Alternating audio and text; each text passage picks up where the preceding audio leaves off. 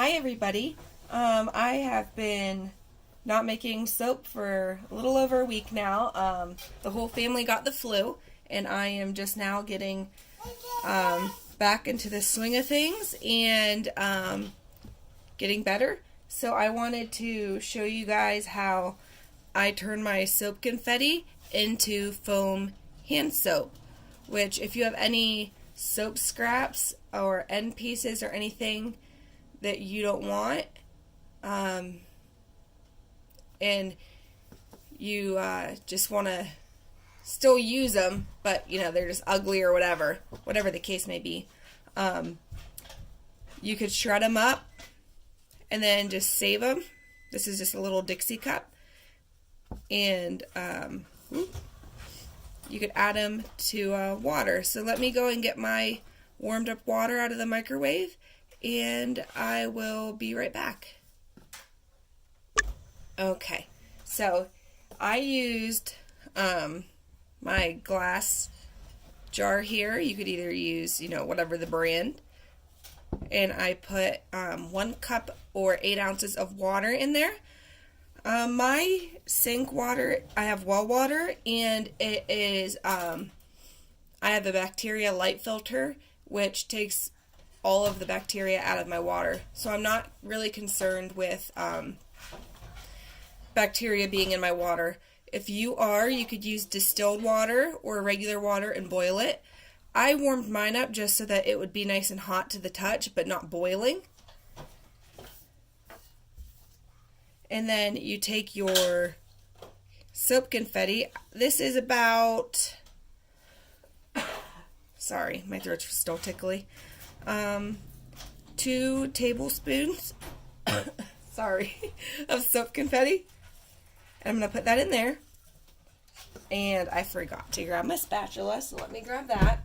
I have a new soaping table and storage in my dining room, and it's really awesome.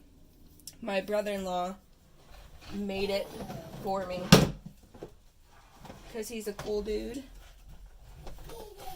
Okay.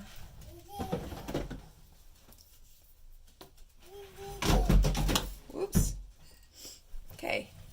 And as you can see, it's already starting to fog up, and it will be foggy. It's not going to be a clear foam soap. And I'm trying not to incorporate a bunch of bubbles because it is soap and water. The soap confetti that I'm using to do this is my unicorn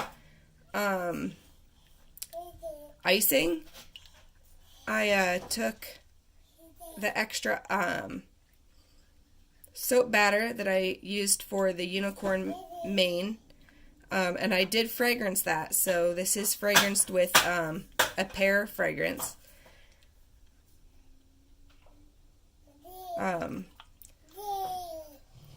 I went ahead and poured or squeezed the rest of that soap into a little cylinder soap mold, and then I unmolded it the next day and shredded it up with a cheese grater.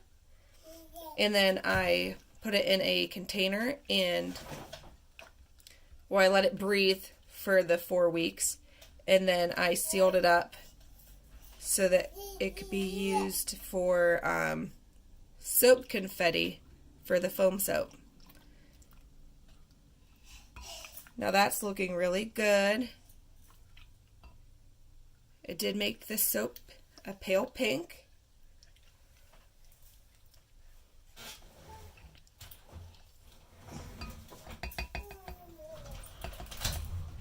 There's just a couple chunks in there.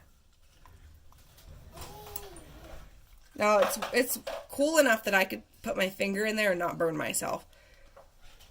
So if you don't want it to be boiling, or else, some of the health benefits of some of the stuff that you might throw in your soap, or the perks of having some of the stuff in your soap, they kind of disappear if you boil everything out of it. But you could boil water and then let it cool down to a workable temperature, and then add your soap. Okay, Now, I got a 6-pack. Sorry. This is going to be for my use at home, so I'm not worried about, spreading my germs everywhere right now. This is, I believe, a 10 ounce, an 8 or a 10 ounce foam pumper I got on Amazon. It was a 6-pack. They came to about like $1.50 a piece. So I'm going to go ahead and take the lid off of this and hope I don't spill this. If you want to strain out any chunks that may be left, you can. I'm going to leave them in there because they will dissolve over time in the water. There we are.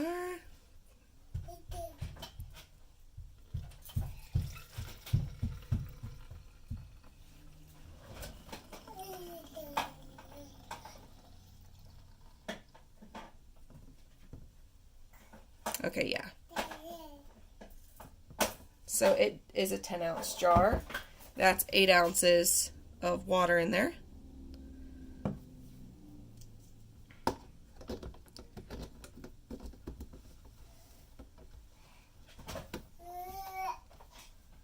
There's still a couple little chunks of soap in there that aren't dissolved. That's fine. Now, you could go ahead and use this. This soap was cured for the full 4 to 6 weeks, so it won't harm you at all. It's still going to be nice and moisturizing for the skin, and it'll still get your hands clean. Jeez, oh Pete's. So let me go ahead and put some in here. I'll start pumping it out, and you can kind of see how it foams. So there you go. Foam soap. Now I mixed mine thick because I wanted a thick foam. And it does still smell like pear. Nice, huh? So you could, depending on your foam bottle, do, water it down a little bit more, or maybe just use 1 tablespoon. And let me move this over, and I'll just put it right into my hand.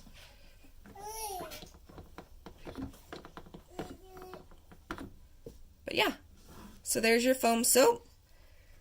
As long as you make sure you're using clean water beforehand, you should have no issues with getting bacteria or anything in your soap.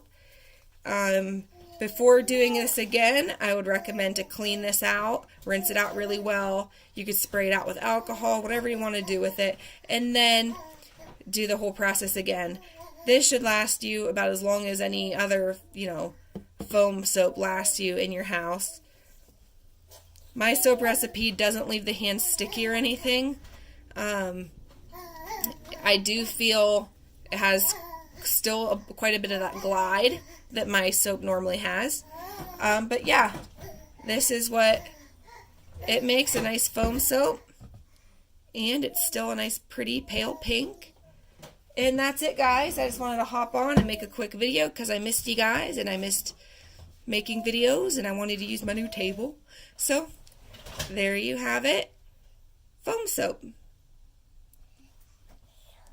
And you could do this with, any of your favorite bars of soap or anything like that. Alright, thank you for watching. And thank you for putting up with my horrible voice. Bye.